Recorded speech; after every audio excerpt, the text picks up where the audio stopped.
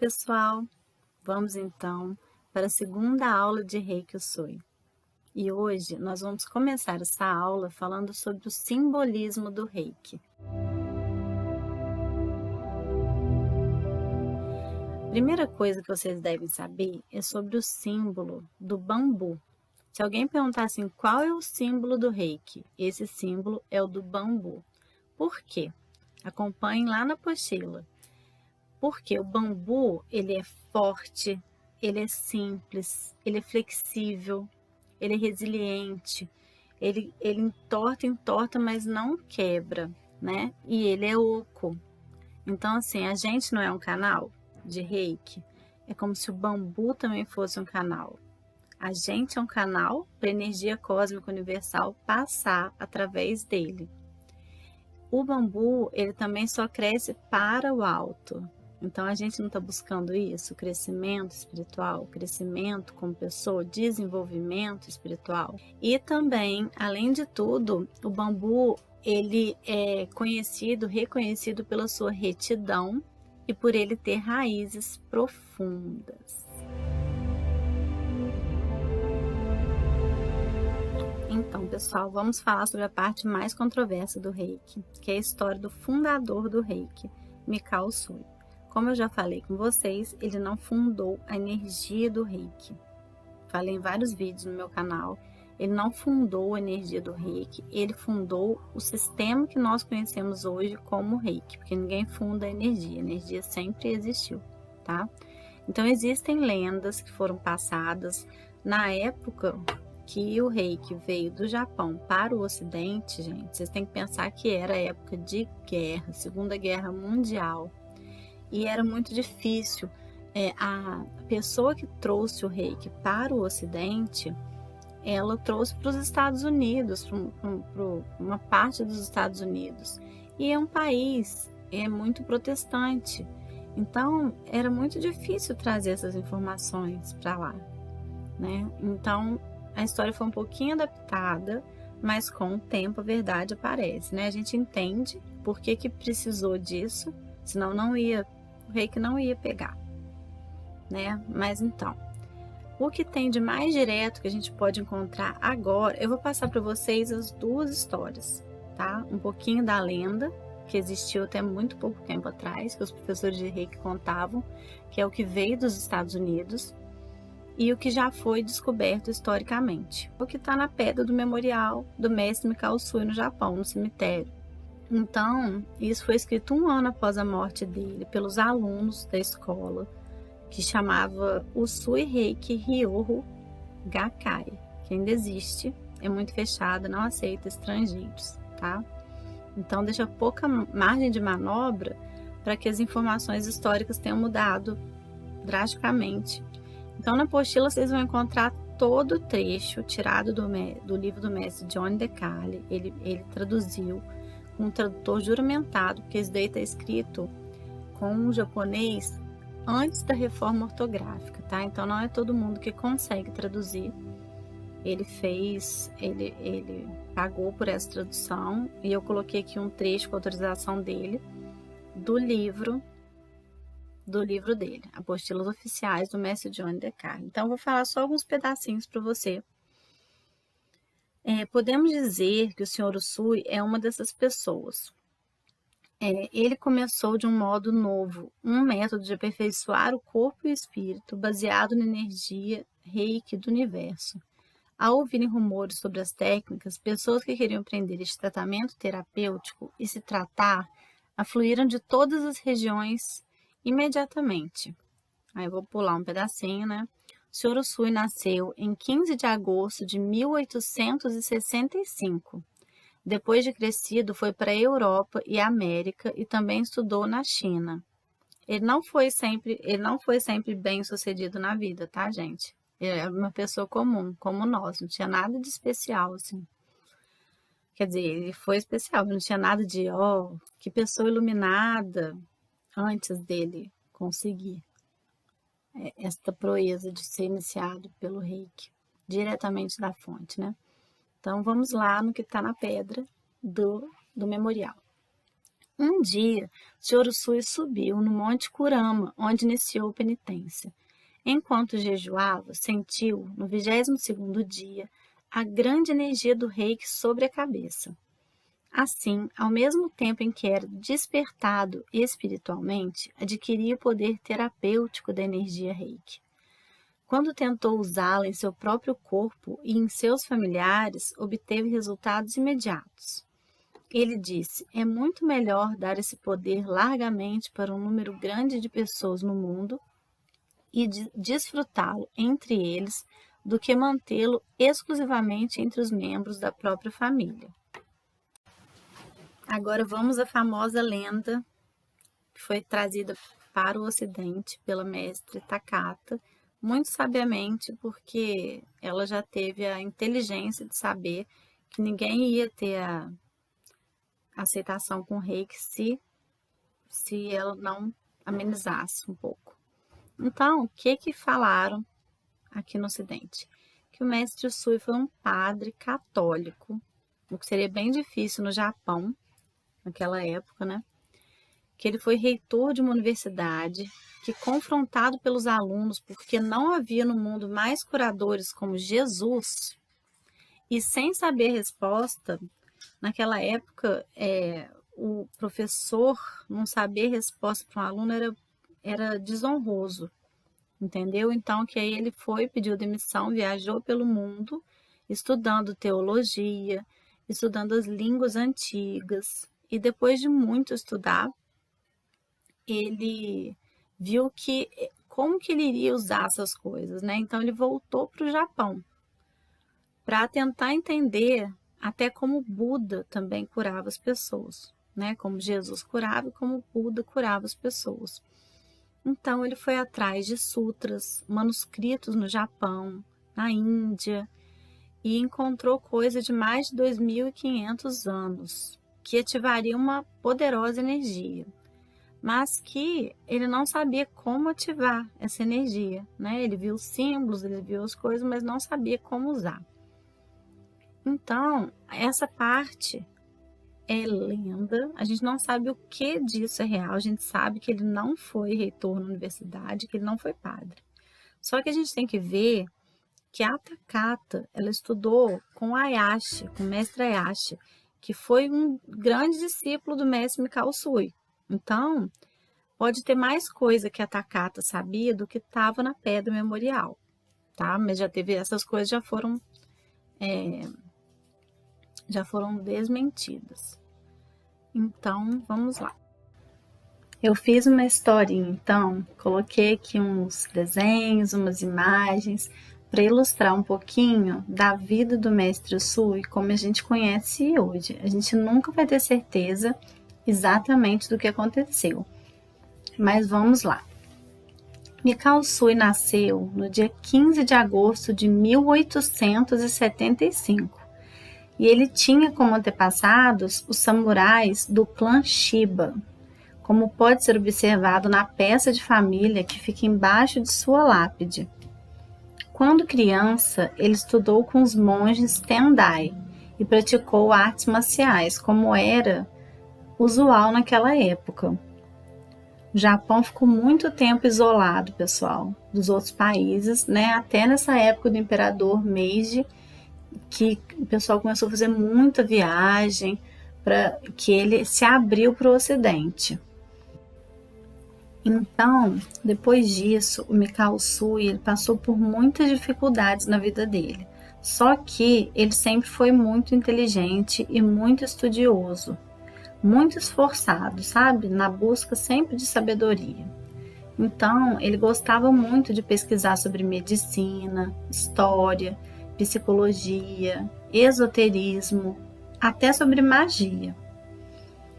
O Mikao Usui também trabalhou para um político japonês na época, e eu acredito que tenha sido nesta mesma época que ele viajou pela Europa, pela América do Norte, pela China, né? Nessa época de abertura do Japão para o Ocidente. E ele foi casado com Sadako Suzuki e teve 2 filhos, Tem material que fala que ele teve 3, tá? Mas a maioria dos materiais falam que ele teve 2 filhos, um menino e uma menina. Mesmo casado, ele era membro de uma ordem religiosa dos Tendai. Igual aqui no Brasil a gente fala irmão leigo, né?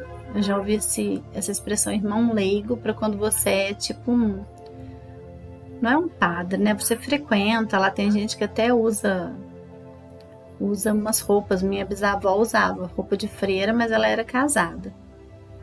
Então, tentando encontrar as respostas e iluminação espiritual, depois de ter estudado muito e aprendido muitos sutras que descreviam as curas, só que ele não sabia como ativar esses sutras. Então, o mestre Usui, em março de 1922, no Japão, decidiu subir no Monte Kurama, que era uma montanha no Japão considerada sagrada e usada para meditações. Ele levou com ele apenas os sutras, água e 21 pedras para poder marcar os dias que se passavam. Na madrugada do 22º dia, ele viu uma grande luz branca em sua direção, que atingiu a região do seu chakra frontal, entre as sobrancelhas. Foi aí então que ele despertou espiritualmente e compreendeu tudo o que ele tinha que fazer com os símbolos e com todas as informações que ele tinha até aí. Nesse momento, então, ele foi iniciado no sistema Reiki diretamente da fonte. Muito feliz e já com suas energias recobradas, ele desceu o monte muito rápido e machucou o seu pé. Instintivamente, então, ele colocou a mão sobre a ferida e se surpreendeu ao perceber que o sangramento diminuiu e o seu machucado ficou muito melhor, muito rapidamente. Já ao pé da montanha, ele foi em um local se alimentar e lá perceberam que ele estava vindo de um jejum, que era muito comum na época. Pelo aspecto que o mestre Usui apresentava, ofereceram a ele uma refeição leve, mas ele solicitou uma refeição completa, que ele poderia muito bem passar mal, né? O normal seria passar mal depois de tanto tempo sem comer.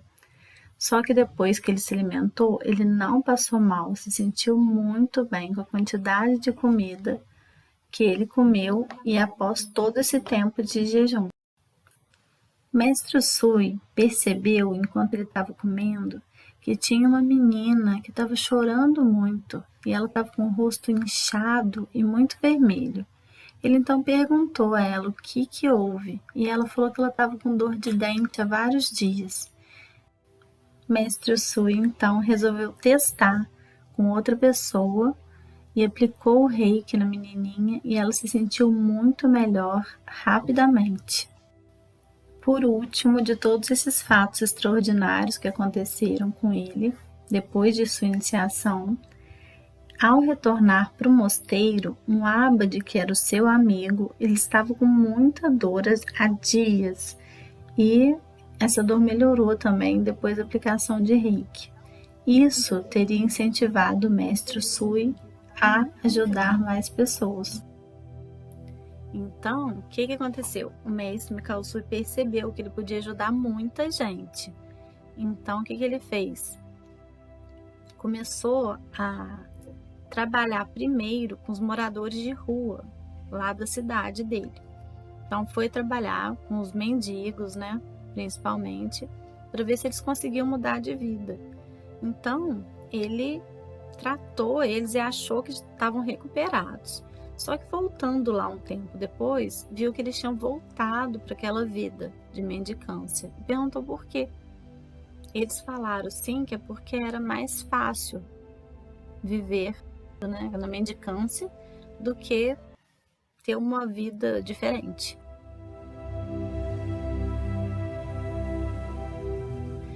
Então, nesse momento, o mestre Usui percebeu que era muito importante também a cura espiritual, né, mental, emocional, não é só a cura física, porque o início ele queria saber da cura física, né? Então, o que ele fez? Ele criou esses 5 princípios que é para a pessoa realmente mudar, merecer o reiki na sua vida e para isso durar, para a pessoa realmente mudar. Não é só cura física.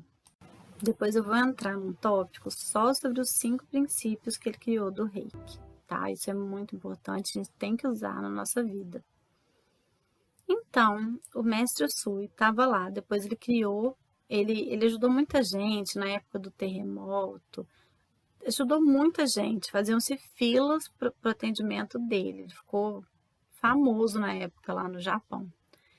E ele criou depois uma escola para iniciar os alunos, para ajudar a transmitir esse modo de cura do reiki para outras pessoas, né? Não só curando, mas ensinando. Um desses alunos foi um médico, Shushiro Ayashi. Eu não sei exatamente como pronuncia, porque muitos professores meus falam simplesmente Sushiro e outros falam Sugiro, do jeito que escreve, tá? Mas o Dr. Ayashi.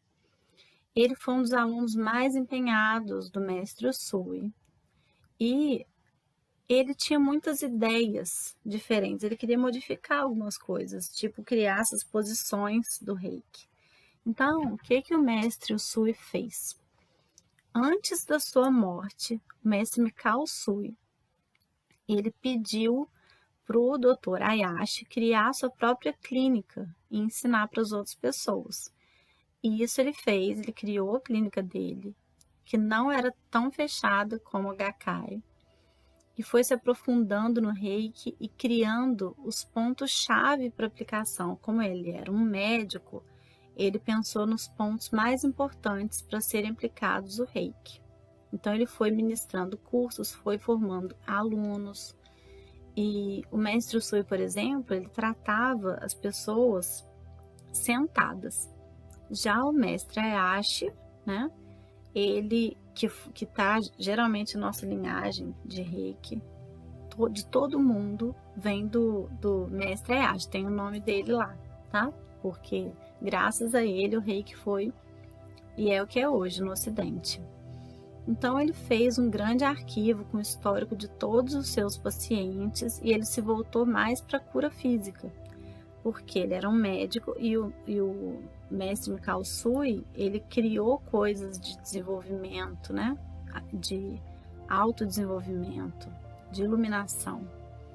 Mas o mestre Sushiro Ayashi foi mais voltado para a parte física. Então, ele passou os ensinamentos dele para a mestre Takata, vou falar dela daqui a pouquinho, e ele foi acompanhar o reiki, chegou aí lá no Havaí, foi acompanhar o início do reiki no Ocidente. Mas quando ele voltou para o Japão, ele foi interrogado pelos militares japoneses e foi suspeito de espionagem. Aqui, eu já ouvi falar dessas duas maneiras, eu vou passar as duas para vocês, tá? Ele foi suspeito de espionagem. E o Japão era muito rígido e ele tinha uma grande chance de ser executado e isso traria desgraça para a família dele, tá? Essa é uma das coisas. A outra é que na época estava em guerra e ele era contra a guerra. Tem essas duas histórias.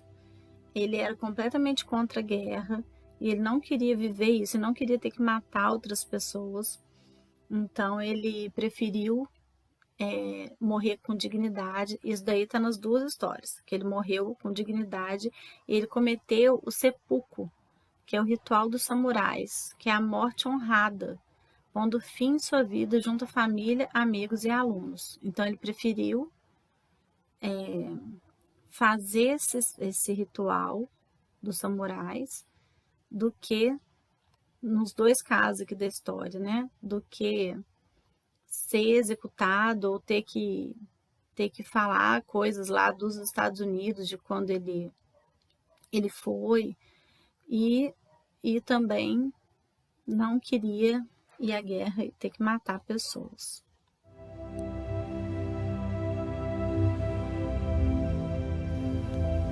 vamos falar agora de uma pessoa muito especial, muito importante para o Reiki também, que a gente deve a ela o Reiki ter sido passado para tanta gente, senão ele estaria fechadinho lá no Japão. Hawayo Takata, uma havaiana de ascendência japonesa, ela trouxe o Reiki para o Ocidente.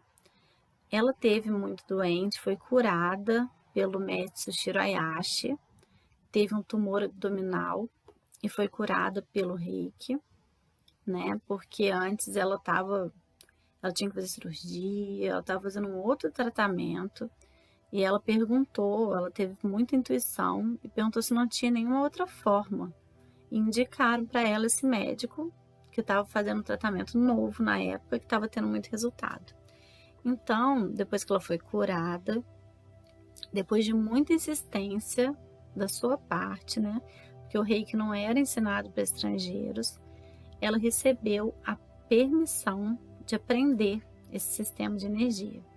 E daí ela trouxe o Reiki para o Havaí e ele foi assim difundido no mundo todo.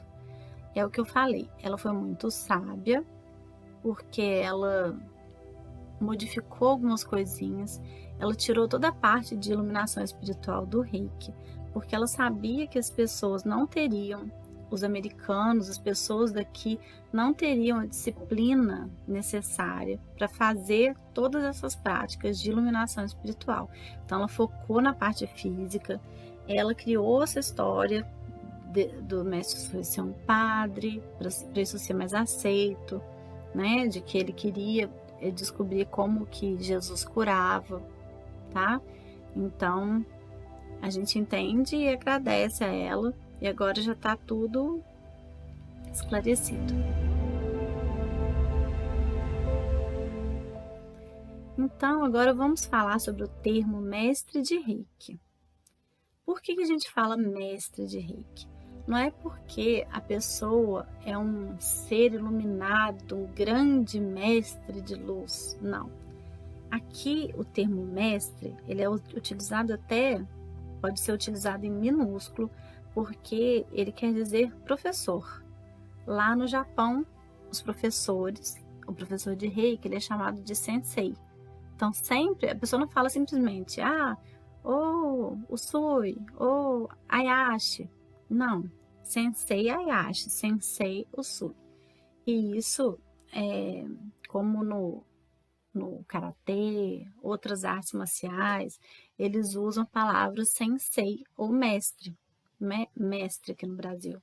Então, no Reiki foi a mesma coisa, por isso que os professores são chamados de mestre, tá? Isso quer dizer quem domina a arte do Reiki.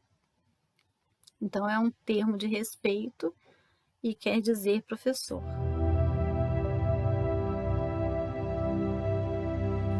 Vamos falar agora sobre os 5 princípios do Reiki, que são importantíssimos. Você não tem que pensar, nossa, vou colocar isso em prática na minha vida, agora eu vou viver baseado nos 5 princípios do Reiki. Não é assim que começa a coisa. Simplesmente a gente tem que criar o hábito de falar esses princípios, de preferência 2 vezes por dia, de manhã, na hora que acorda, e de noite. E o que vai acontecendo? Eles funcionam como um espelho pra gente, porque a gente começa a ver quando a gente está fazendo uma coisa errada, tá? Nossa, a gente pensa, nossa, eu não fui grato, eu não tô sendo grato, eu não tô sendo humilde. A gente começa a perceber, e só da gente perceber, isso já vai mudando a gente. Então não tem que ter nenhum esforço. Eu te digo, eu não tive esforço, e eles entraram na minha vida. Então, o Reiki tem esses 5 princípios fundamentais e que nos ajudam muito a ter uma vida mais feliz, mais equilibrada. E é um grande legado que o mestre Mikao Usui deixou para toda a humanidade. Então, ele criou esses 5 princípios para haver uma grande transformação na vida das pessoas, porque semelhante atrai semelhante. Então, tudo que a gente vibra é atraído para nós. Então, a partir do 3º nível de Reiki, é aconselhável aprender os princípios também em japonês. Vocês não precisam se preocupar com isso agora. Mas eu vou deixar por curiosidade aqui, se vocês quiserem, porque eles são mântricos. Então, na pedra do memorial do Mestre Sui, quando falo dos princípios, falo assim: o método secreto que convida à felicidade, a medicina espiritual para todos os distúrbios da mente e do corpo. De manhã e de noite, sente-se em posição gachô, mãos postas em frente ao seu coração em forma de oração, e repita essas palavras em voz alta para o seu coração. Este é o método Sui Reiki para a cura do corpo e da alma. E agora eu vou falar dos princípios, tá? Os princípios são: primeiro vem só por hoje. Aí vem o princípio número 1. Não se irrite. 2. Não se preocupe. 3. Agradeça suas bênçãos e seja humilde. 4. Ganhe a vida honestamente. E 5. Seja gentil e amável com todos os seres vivos. Esses são os princípios. Você fala só por hoje e aí você vai falando. Não se irrite, não se preocupe, agradeça a sua vida. Esses princípios são um guia para o nosso desenvolvimento espiritual. A primeira vez que você ouve, eles podem te parecer bobos, banais, universais, mas depois eu vou falar com vocês, você vai olhar mais de perto, vocês vão ver que apesar da dificuldade, simplicidade dele, apesar da simplicidade dele, eles têm uma grande sabedoria e eles não contradizem nenhuma crença espiritual nem crença científica, tá? E uma coisa importante é que, de acordo com a programação neurolinguística, o nosso cérebro não reconhece a palavra não. Vou fazer um teste com vocês. Não pense em um elefante branco. Primeira coisa que você fez foi pensar no elefante branco, você não consegue parar de pensar nele, né? Então, por esse motivo, muitos professores de Reiki, e eu inclusive, eu passei essas frases, principalmente a primeira e a segunda frase, né? Para uma maneira mais positiva, porque assim o nosso cérebro entende. Então, para mim, ficou assim: só por hoje serei calma, confiarei, serei grata com a vida e humilde, trabalharei honestamente e serei gentil e amável com todos os seres. Ok? Eu fiz um vídeo sobre os 5 princípios do Reiki, com as explicações, tudo bonitinho. Tá no YouTube, coloquei na apostila de vocês o link. Você pode clicar nele ou você pode copiar o endereço e colar, tá? Eu coloquei ele até por escrito aqui, porque alguém pode ter alguma dificuldade na hora de clicar, porque tem vezes que tem que apertar o Ctrl, eu acho, no Word para clicar e ele abrir. E também coloquei para vocês, ó, clique aqui para ouvir uma canção, clique ali. Uma canção com 5 princípios do Reiki em japonês. Eu amo, tá? E eu coloquei por curiosidade aqui. E também coloquei um link, ó, clique aqui para ser direcionado para o site do mestre William Lee Rand, que foi quem refutou que o mestre Mikao Usui foi reitor de uma universidade no Japão. Ele fez isso, ele é um estudioso do Reiki, ele é muito famoso e ele foi um dos alunos da mestre Takata. Então, no site dele, ele ensina como pronunciar também, só para você conferir. Então, gente, os princípios do Reiki são assim: quanto mais você segue, melhor. Compare com os 10 mandamentos. Quanto mais você segue, melhor. Quando você não segue, acaba surgindo na sua tela mental. Então, quando a gente começa realmente a aplicar esses princípios, você vai ver que a vida vai ficando muito mais fácil, o mundo vai se tornando muito mais amigável. Então, no princípio, a gente já fazer menos uma coisa ruim para a nossa vida e para a vida dos outros, isso já vai ser uma mudança positiva. E aos pouquinhos eles vão se incorporando na nossa vida. naturalmente, tá? Então, vamos lá. Primeiro princípio, né? Na verdade, é a frase que vem antes dos princípios. Só por hoje. Aqui e agora, gente, esse é o tempo presente. Esse é o tempo que existe, é o tempo do relógio. Os outros tempos não existem. Então, só por hoje, aqui e agora, não é amanhã, não é num futuro incerto, é nesse instante. A gente vai viver em harmonia, em plena harmonia interior do nosso corpo, do nosso espírito, em harmonia com os nossos entes queridos, com o meio ambiente, com o universo. Então, só por hoje, tá? Princípio número 1, não me irritarei, ou, como eu gosto, serei calmo. Okoruna, em japonês. Então, só por hoje, tenha serenidade. Quando a raiva vem, quando a gente perde o controle de uma situação, quando a gente não está no controle de alguém, e aí a gente fica nervoso, a gente altera a nossa vibração, a gente começa a gerar doença na nossa vida. Então a gente pega a nossa energia e vai perdendo a nossa energia com a raiva, vai transformando essa energia em vibrações negativas, enviando toda essa negatividade para o mundo à nossa volta. Vai enviando para o estômago. Vocês já viram quando a gente sente raiva? Como é que a gente sente aquelas coisas no estômago? Parece que nosso corpo está jogando coisas ali. Então, isso vai perturbando o nosso equilíbrio. Então, quando você sentir que você está com raiva, respira. Tenta sair dessa situação o mais rápido possível. Tenta observar o que te causou esse sentimento. Seja só um observador. Então você vai respirar, você vai lembrar de coisas que te deixam felizes, como eu me lembro do nome dos meus gatos, eu repito o nome deles. Ou simplesmente penso, paciência, paciência, paciência, paciência. Então você pode também falar palavras de gratidão, mantras, palavras de autocura. Então não permaneça com raiva. A raiva machuca só a gente. Então, se você continuar com raiva mais tempo, ela vira um ressentimento.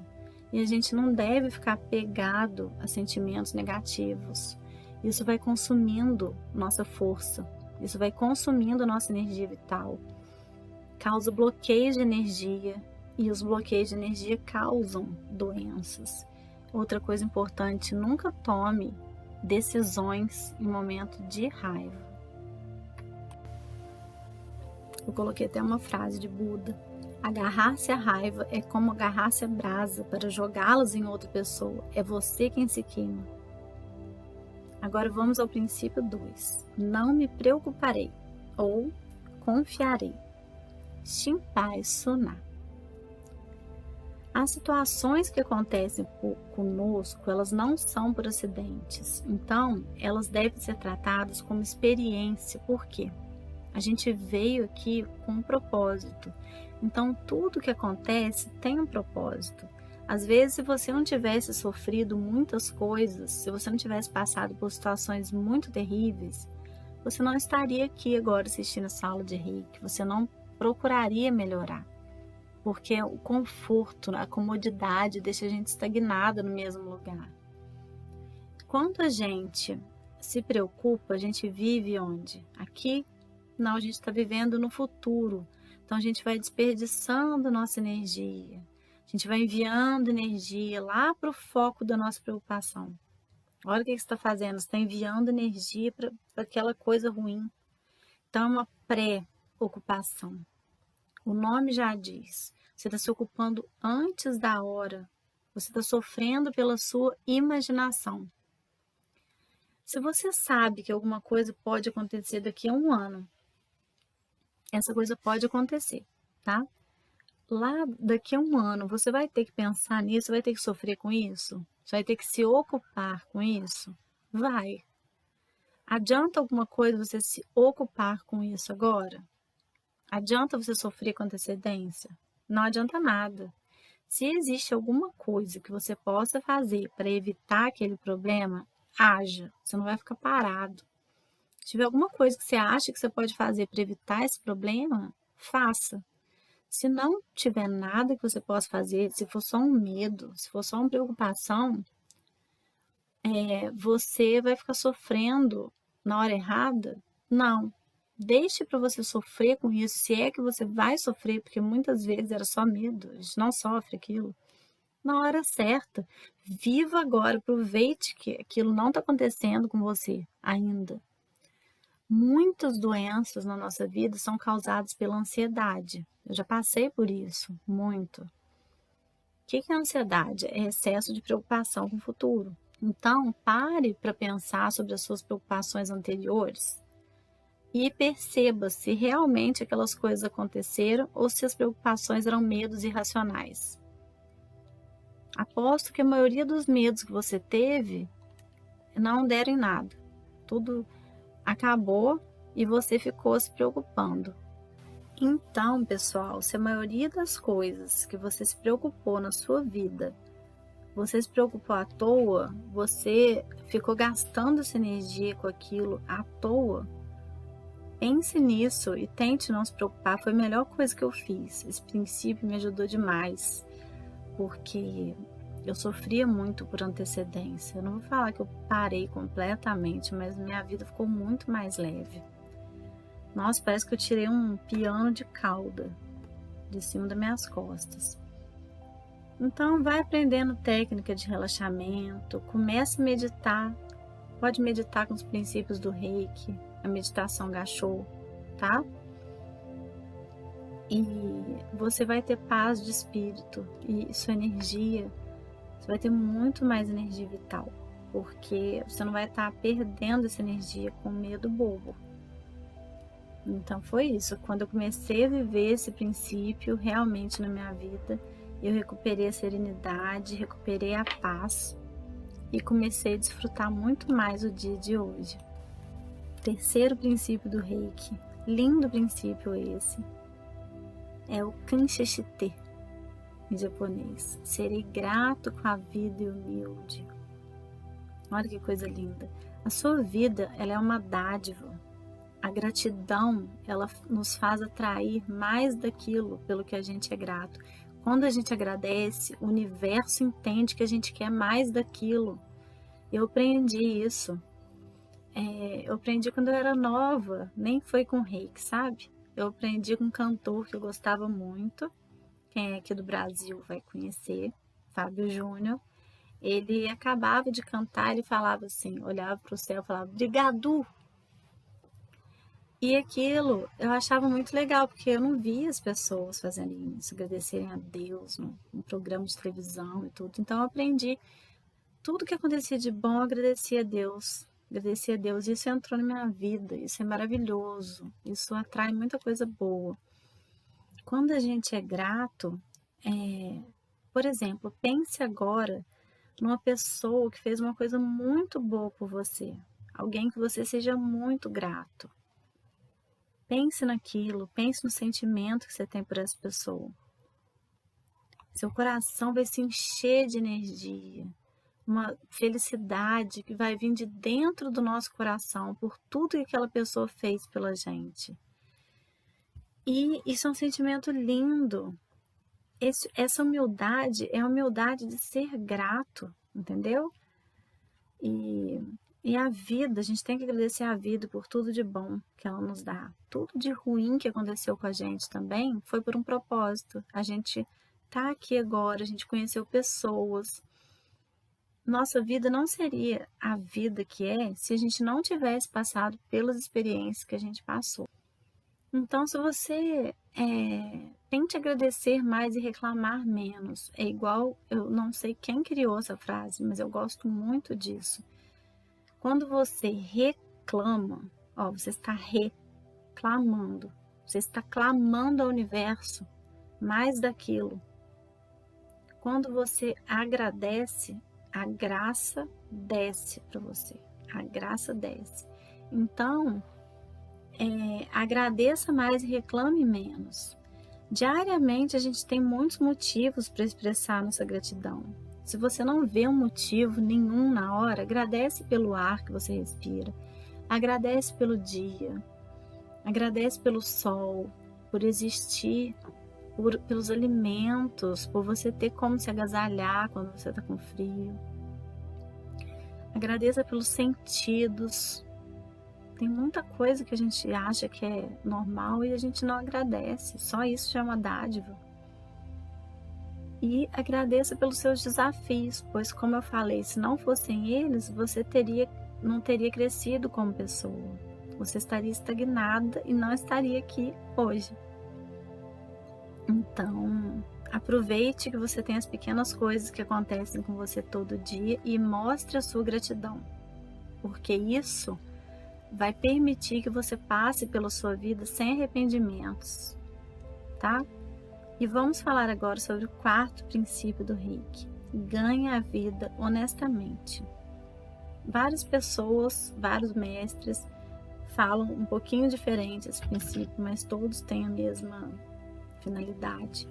Tem pessoas que falam seja honesto ou trabalhe honestamente, só que ganhe a vida honestamente eu acho que é um pouco mais amplo, né? Porque tem vários tipos de trabalho. Então, seja honesto, faça o seu melhor, não fique tentando se esquivar com a regra do menor esforço, seja responsável. O Reiki vem do Japão. No Japão, a honestidade é uma virtude muito importante e também a responsabilidade. Isso é muito valorizado lá. Quando a gente dá o nosso melhor, a gente reconhece, a gente valoriza a bênção que é o nosso trabalho. Então, trabalhe sua consciência interior, vá desenvolvendo sua mente e viva como os princípios morais universais. Eu tenho um vídeo sobre esse princípio, tá? Chama Seja Honesto, tá no YouTube. Então, o nosso principal objetivo deve ser nos tornar a nossa melhor versão. Eu vou finalizar a aula de hoje com o quinto e último princípio do Reiki, que também é lindo, maravilhoso. Seja gentil e amável com todos os seres vivos. Então, eu falo, seja gentil e amável com todos os seres. Eu fui ensinar esse princípio para o meu marido e ele não decorava, ele não lembrava do princípio. Aí eu falei, pensa que até a formiguinha, eu, por exemplo, eu não mato formiga, eu sopro. Eu sempre fui assim. Quando eu era pequena, eu ficava na piscina do clube, pegando os bichinhos que caíam com uma folha e tirando para tentar salvar. Isso é uma coisa que veio desde pequena. E às vezes as pessoas brigam comigo que eu tenho que aprender a matar a formiga, porque formiga está atrapalhando, mas eu não consigo. E é isso, eu falo com ele, lembra da formiguinha. Aí ele fala, seja gentil e amável com a formiguinha. Mas tudo bem. Seja gentil e amável com todos os seres vivos. Respeite a si mesmo, seja amável com você. Em primeiro lugar, você é amável com você? Você se perdoa? Você se trata bem? Você também é um ser vivo. E é um ser vivo muito especial. Então você, em primeiro lugar, se respeite, se ame, respeite as outras pessoas, respeite a natureza e todos os seres vivos. O ser humano é o pavor dos outros animais. Um dia, quem sabe, a gente evolui, né? Mas por enquanto a gente é o pavor dos outros animais na Terra. Então, assim, ser gentil não é sempre fácil. Tem muita gente que trata a gente mal, a gente sabe disso, né? Mas a gente tem que pensar que todos somos um. Todos vêm da mesma energia primordial cósmica. Então, quando você acha que a pessoa não gosta de você, ou a pessoa te trata mal, eu faço assim, eu imagino Jesus atrás no fundo da alma daquela pessoa. Jesus, Nossa Senhora, imagine algum ser de luz que você admira. Pense que cada ser está em um momento da evolução diferente. Às vezes, você está lá na frente, mas a pessoa ainda está aprendendo. Como você era 10 anos atrás? Você tinha consciência que você tem agora? Não, né? Então, a gente tem que respeitar o momento das pessoas. Então, a longo prazo, você ser gentil e amável com todos os seres, isso leva a um clima melhor e leva a um desenvolvimento positivo. Honre seus pais, honre seus professores, honre os idosos. Tente cuidar da natureza, não poluir, não destruir. Quando a gente trata os outros com amor, o amor sempre nos cercará. Gentileza gera gentileza, já dizia nosso profeta aqui do Rio de Janeiro, profeta Gentileza. Então é isso, eu fecho a aula de hoje com esse 5º princípio. A aula passada terminou bruscamente, porque eu estava na varanda e caiu a energia do laptop. Então dessa vez eu fiquei aqui dentro também e coloquei ele para carregar. Então fiquem bem, nos vemos na próxima aula. Gratidão.